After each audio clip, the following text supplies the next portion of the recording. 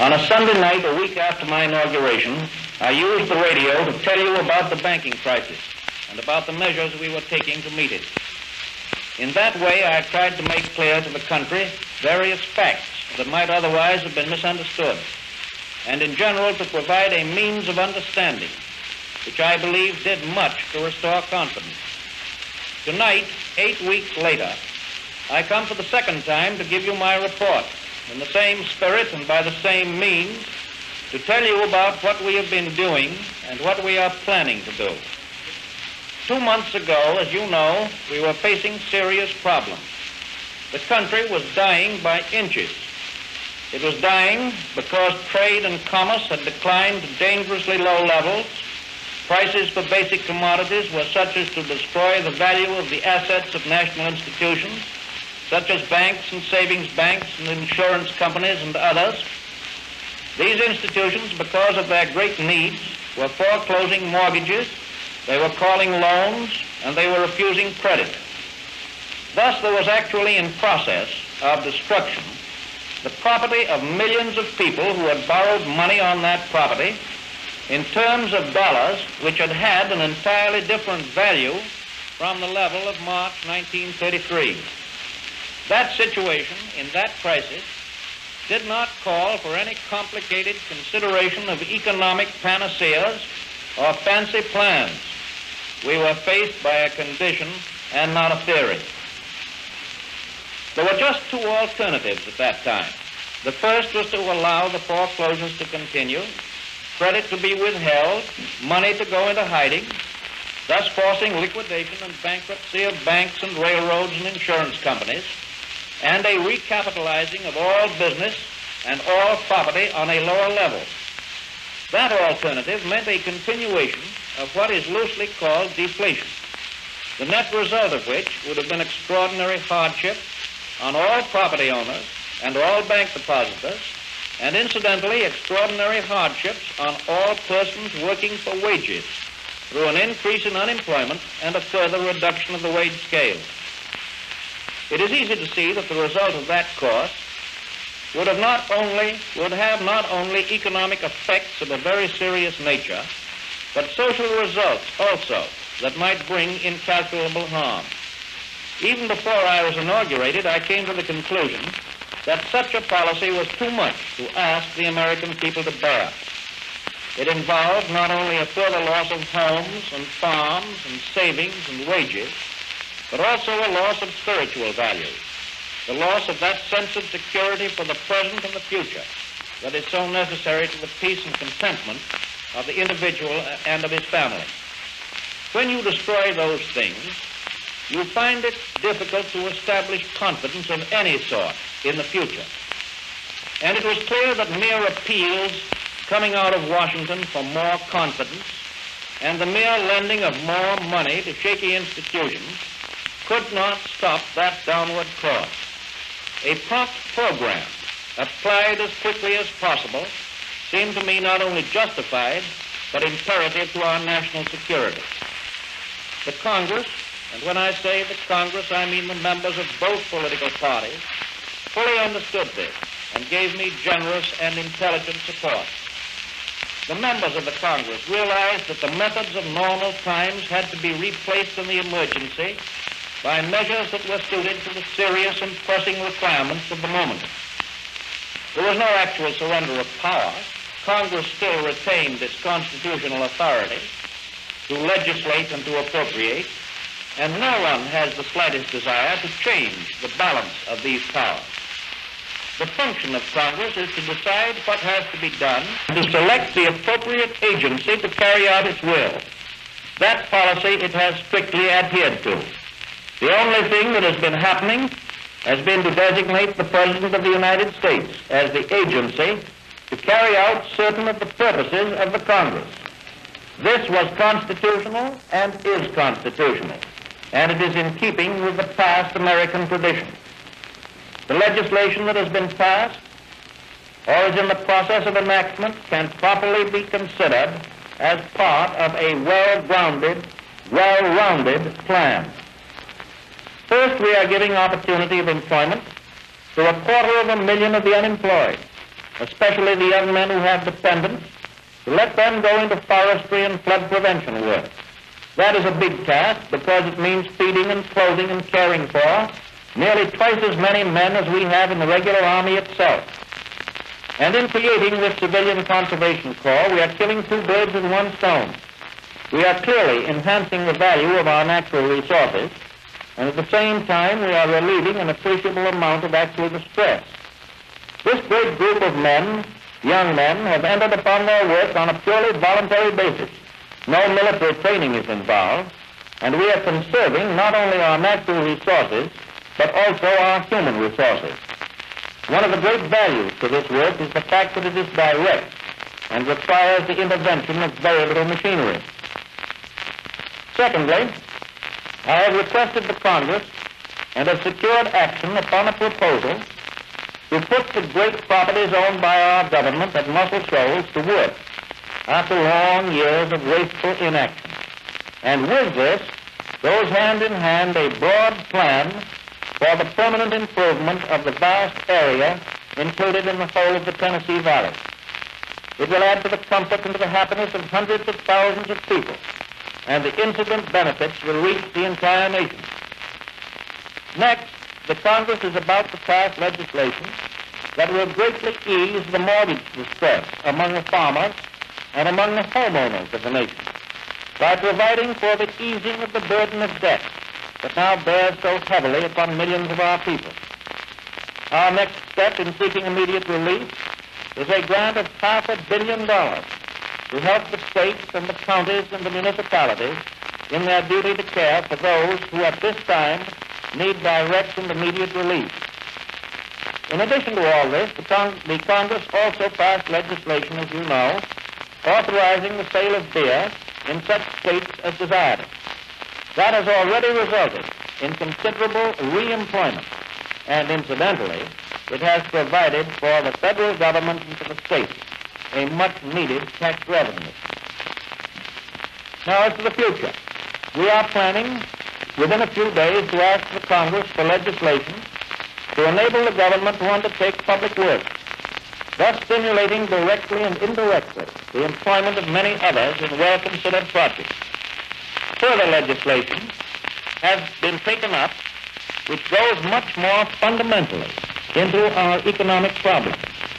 The Farm Relief Bill seeks by the use of several methods, alone or together, to bring about an increased return to farmers for their major farm products, seeking at the same time to prevent in the days to come disastrous overproduction, the kind of overproduction that so often in the past has kept farm commodity prices far below a reasonable return.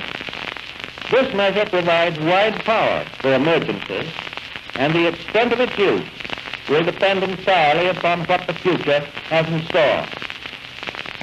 Well-considered and conservative measures will likewise be proposed within a few days that will attempt to give to the industrial workers of the country a more fair wage return, to prevent cutthroat competition, to prevent unduly long hours for labor, and at the same time to encourage each industry to prevent overproduction. One other bill falls into the same class, the railroad bill. It seeks to provide and make certain a definite planning by the railroads themselves with the assistance of the government in order to eliminate the duplication and the waste that now results in railroad receiverships and in continuing operating deficits. I feel very certain that the people of this country understand and approve the broad purposes behind these new governmental policies relating to agriculture and industry and transportation. We found ourselves faced with more agricultural products than we could possibly consume ourselves, and with surpluses which other nations did not have the cash to buy from us except at prices ruinously low. We found our factories able to turn out more goods than we could possibly consume, and at the same time we have been faced with a falling export demand. We have found ourselves with more facilities to transport goods and crops than there were goods and crops to be transported. All of this has been caused in large part by a complete lack of planning and a complete failure to understand the danger signals that have been flying ever since the close of the World War. The people of this country have been erroneously encouraged to believe that they could keep on increasing the output of farm and of factory indefinitely, and that some magician would find ways and means for that increased output to be consumed with reasonable profit to the producer. But today, we have reason to believe that things are a little better than they were 2 months ago. Industry has picked up, railroads are carrying more freight, farm prices are better. But I am not going to indulge in issuing proclamations of over-enthusiastic assurance. We cannot ballyhoo ourselves back to prosperity. And I'm going to be honest at all times with the people of the country. I do not want the people of this country to take the foolish course of letting this improvement come back on another speculative wave. I do not want the people to believe that because of unjustified optimism, we can resume the ruinous practice of increasing our crop output and our factory output in the hope that a kind providence will find buyers at high prices. Such a course may bring us immediate and false prosperity, but it will be the kind of prosperity that will lead us into another tailspin. It is wholly wrong to call the measures that we have taken government control of farming, or government control of industry, or government control of transportation. It is rather a partnership between government and farming, a partnership between government and industry, and a partnership between government and transportation. Not a partnership in profits, because the profits will still go to the private citizen, but rather a partnership in planning and a partnership to see that the plans are carried out. Let me illustrate with an example. Take, for instance, the cotton goods industry. It is probably true that 90% of the cotton manufacturers of this country would agree tomorrow to eliminate starvation wages, would agree to stop long hours of employment, would agree to stop child labor, would agree to prevent an overproduction that would result in unsaleable surpluses. But, my friends, what good is such an agreement of the 90% if the other 10% of the cotton manufacturers pay starvation wages and require long hours and employ children in their mills and turn out burdensome surpluses? The unfair 10% could produce goods so cheaply that the fair 90% would be compelled to meet the unfair conditions. And that is where government comes in.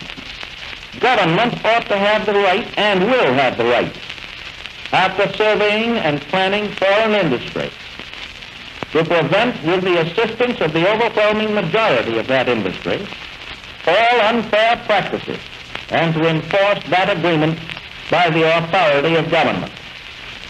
The so-called antitrust laws were intended to prevent the creation of monopolies and to forbid unreasonable profits to those monopolies. That purpose of the antitrust laws must be continued. But those laws were never intended to encourage the kind of unfair competition that results in long hours and starvation wages and overproduction. And my friends, the same principle that is illustrated by that example applies to farm products and to transportation and to every other field of organized private industry. We are working towards a definite goal, a goal that seeks to prevent the return of conditions which came very close to destroying what you and I call modern civilization. The actual accomplishment of our purposes cannot be attained in a day.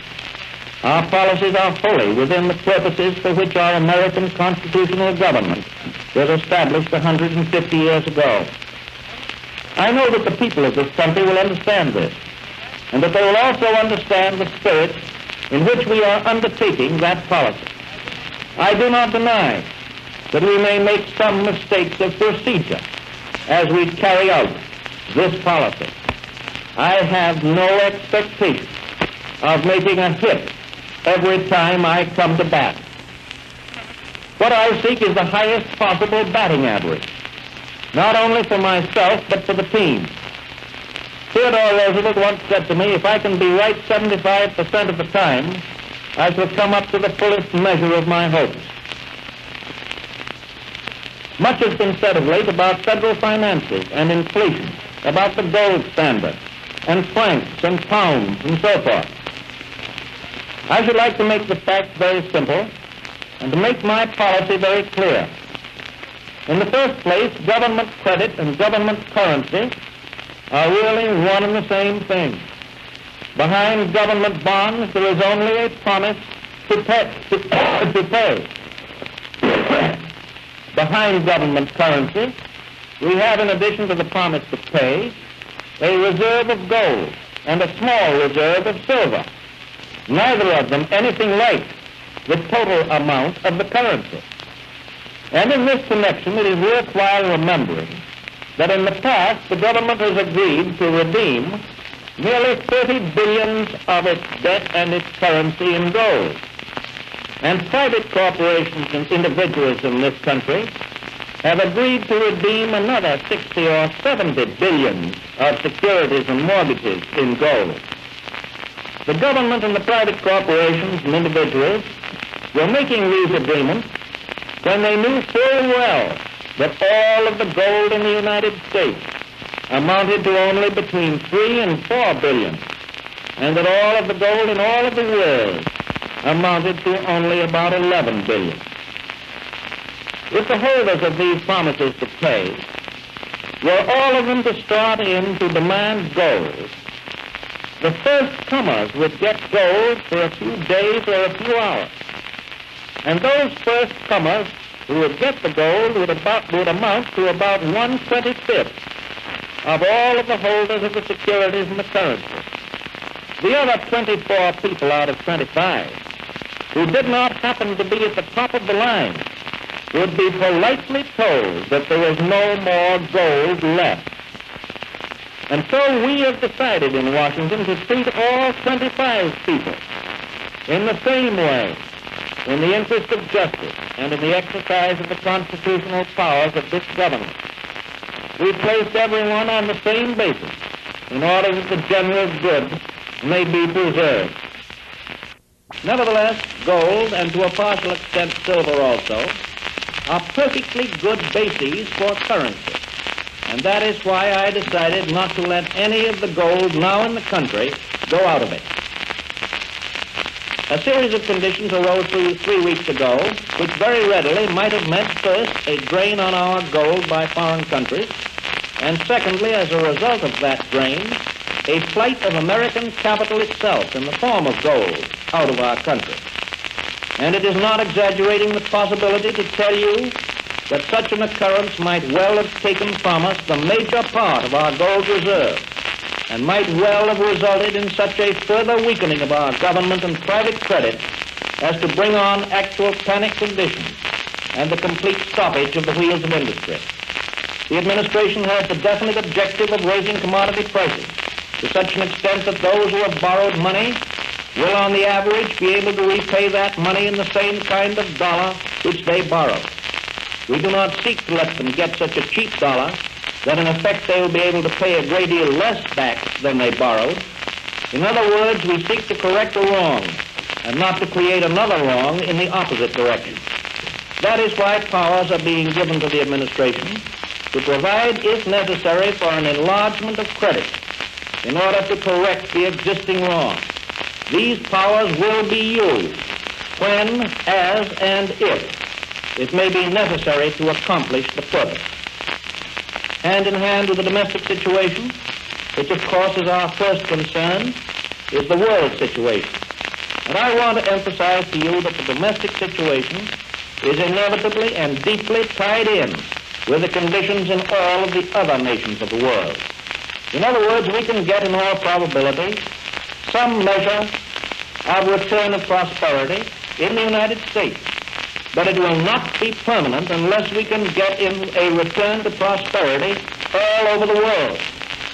In the conferences that we have held and are holding with the leaders of other nations, we are seeking four great objectives. First, a general reduction of armaments, and through this, the removal of the fear of invasion and of armed attack, and at the same time, a reduction in armament costs in order to help in the balancing of government budgets and in the reduction of taxation.